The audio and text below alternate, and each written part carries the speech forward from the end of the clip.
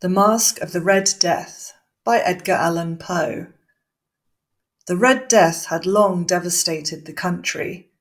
No pestilence had ever been so fatal or so hideous. Blood was its avatar and its seal, the redness and the horror of blood. There were sharp pains and sudden dizziness, and then profuse bleeding at the pores with dissolution. The scarlet stains upon the body, and especially upon the face of the victim, were the pest ban which shut him out from the aid and from the sympathy of his fellow men. And the whole seizure, progress, and termination of the disease were the incidents of half an hour. But the Prince Prospero was happy and dauntless and sagacious. When his dominions were half depopulated, he summoned to his presence 1,000 hale and light-hearted friends from among the knights and dames of his court, and with these retired to the deep seclusion of one of his castellated abbeys. This was an extensive and magnificent structure, the creation of the prince's own eccentric yet august taste. A strong and lofty wall girdled it in. This wall had gates of iron. The courtiers, having entered, brought furnaces and massy hammers and welded the bolts. They resolved to leave means neither of ingress or egress to the sudden impulses of despair or of frenzy from within. The abbey was amply provisioned. With such precautions, the courtiers might bid defiance to contagion. The external world could take care of itself. In the meantime, it was folly to grieve or to think. The prince had provided all the appliances of pleasure. There were buffoons, there were improvisatori, there were ballet dancers, there were musicians, there was beauty, there was wine. All these and security were within.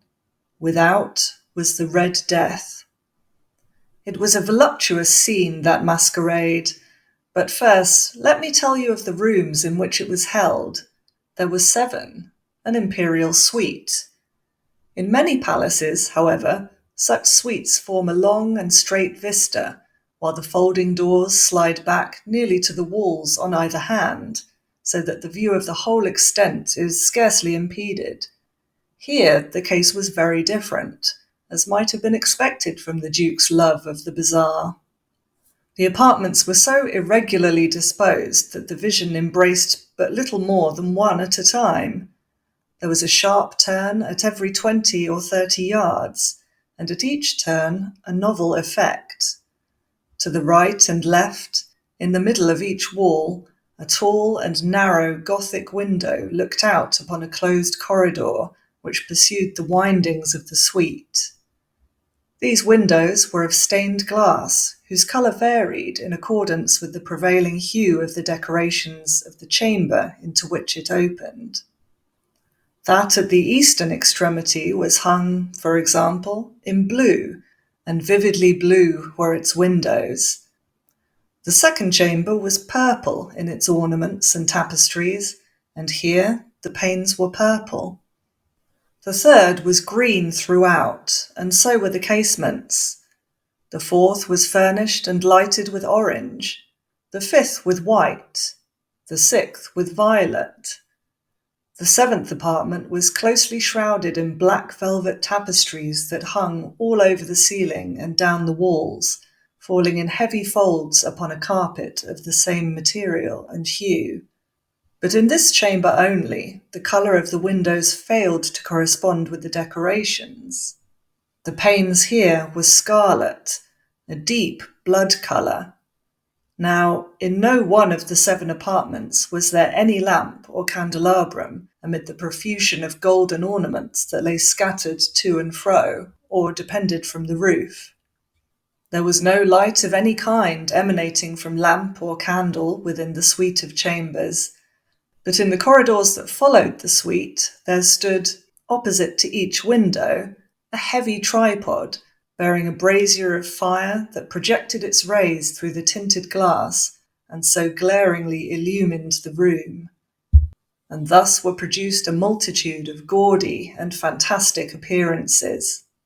But in the western or black chamber, the effect of the firelight that streamed upon the dark hangings through the blood-tinted panes was ghastly in the extreme, and produced so wild a look upon the countenances of those who entered that there were few of the company bold enough to set foot within its precincts at all. It was in this apartment also that there stood against the western wall a gigantic clock of ebony.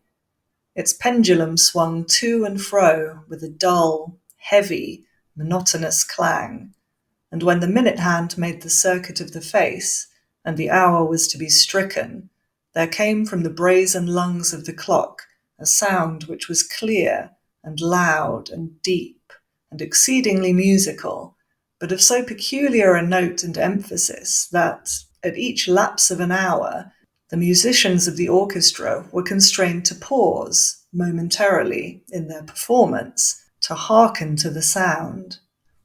And thus the waltzers perforce ceased their evolutions, and there was a brief disconcert of the whole gay company, and, while the chimes of the clock yet rang, it was observed that the giddiest grew pale, and the more aged and sedate passed their hands over their brows, as if in confused reverie or meditation. But when the echoes had fully ceased, a light laughter at once pervaded the assembly. The musicians looked at each other and smiled, as if at their own nervousness and folly, and made whispering vows, each to the other, that the next chiming of the clock should produce in them no similar emotion. And then, after the lapse of 60 minutes, which embraced 3,600 seconds of the time that flies, there came yet another chiming of the clock, and then with the same disconcert and tremulousness and meditation as before. But in spite of these things, it was a gay and magnificent revel. The tastes of the Duke were peculiar. He had a fine eye for colours and effects. He disregarded the decora of mere fashion. His plans were bold and fiery, and his conceptions glowed with barbaric lustre.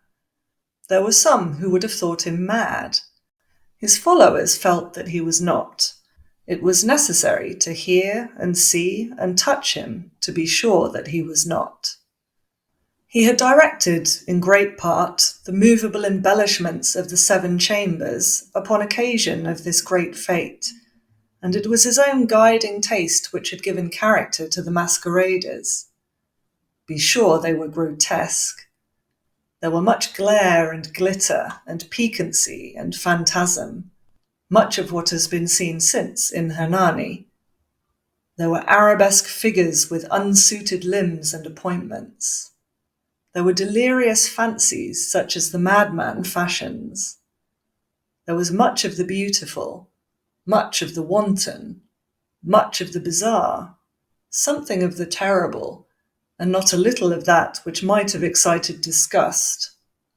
To and fro in the 7 chambers there stalked, in fact, a multitude of dreams, and these, the dreams, writhed in and about, taking hue from the rooms, and causing the wild music of the orchestra to seem as the echo of their steps. And, anon, there strikes the ebony clock which stands in the hall of the velvet. And then, for a moment, all is still, and all is silent, save the voice of the clock.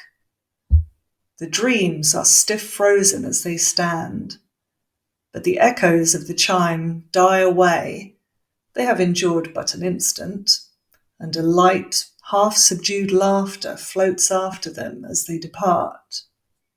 And now, again, the music swells, and the dreams live and writhe to and fro more merrily than ever, taking hue from the many-tinted windows through which stream the rays from the tripods.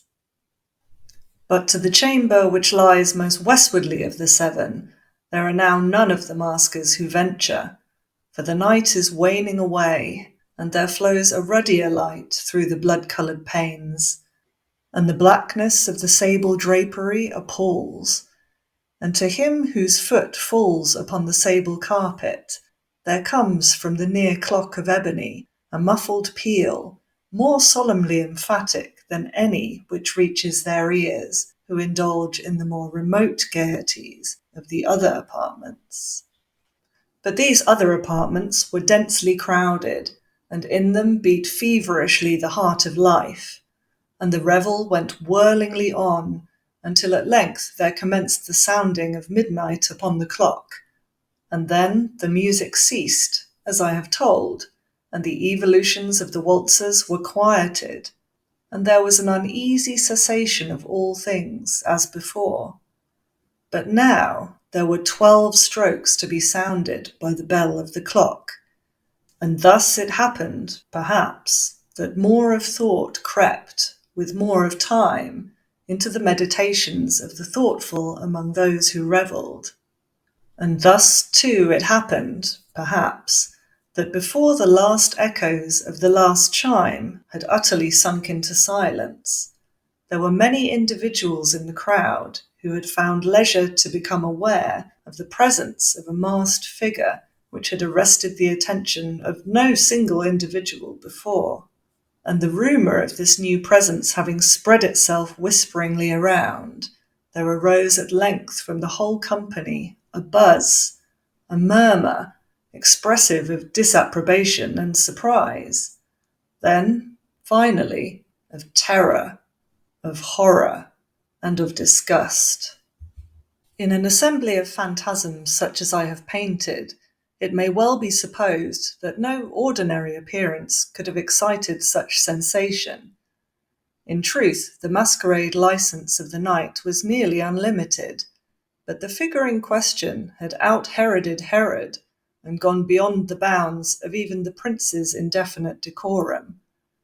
There are chords in the hearts of the most reckless which cannot be touched without emotion. Even with the utterly lost, to whom life and death are equally jests, there are matters of which no jest can be made.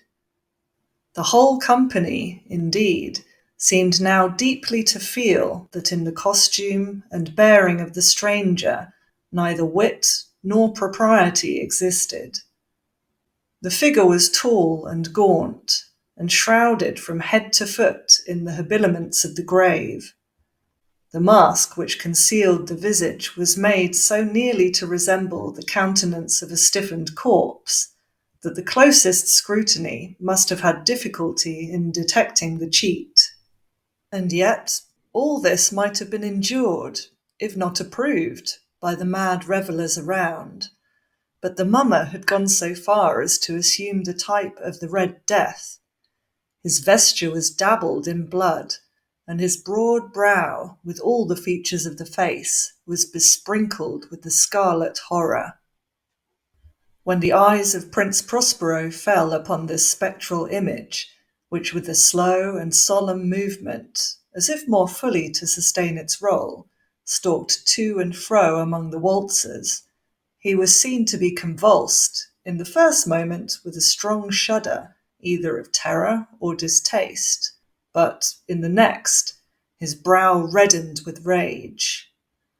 "Who dares?" he demanded hoarsely of the courtiers who stood near him. "Who dares insult us with this blasphemous mockery? Seize him and unmask him, that we may know whom we have to hang at sunrise from the battlements." It was in the eastern or blue chamber in which stood the Prince Prospero as he uttered these words. They rang throughout the 7 rooms loudly and clearly, for the prince was a bold and robust man, and the music had become hushed at the waving of his hand. It was in the blue room where stood the prince, with a group of pale courtiers by his side. At first, as he spoke, there was a slight rushing movement of this group in the direction of the intruder, who at the moment was also near at hand, and now, with deliberate and stately step, made closer approach to the speaker. But from a certain nameless awe with which the mad assumptions of the mummer had inspired the whole party, there were found none who put forth hand to seize him, so that, unimpeded, he passed within a yard of the prince's person, and, while the vast assembly, as if with one impulse, shrank from the centres of the rooms to the walls, he made his way uninterruptedly, but with the same solemn and measured step which had distinguished him from the first, through the blue chamber to the purple, through the purple to the green, through the green to the orange, through this again to the white, and even thence to the violet, ere a decided movement had been made to arrest him. It was then, however, that the Prince Prospero, maddening with rage and the shame of his own momentary cowardice, rushed hurriedly through the 6 chambers, while none followed him on account of a deadly terror that had seized upon all. He bore aloft a drawn dagger, and had approached in rapid impetuosity to within 3 or 4 feet of the retreating figure, when the latter, having attained the extremity of the velvet apartment, turned suddenly and confronted his pursuer. There was a sharp cry, and the dagger dropped gleaming upon the sable carpet, upon which, instantly afterwards, fell, prostrate in death, the Prince Prospero. Then, summoning the wild courage of despair, a throng of the revellers at once threw themselves into the black apartment, and, seizing the mummer, whose tall figure stood erect and motionless within the shadow of the ebony clock, gasped in unutterable horror at finding the grave cerements and corpse-like mask which they had handled with so violent a rudeness, untenanted by any tangible form. And now was acknowledged the presence of the Red Death. He had come like a thief in the night, and one by one dropped the revellers in the blood-bedewed halls of their revel, and died each in the despairing posture of his fall. And the life of the ebony clock went out with that of the last of the gay, and the flames of the tripods expired, and darkness and decay and the Red Death held illimitable dominion over all.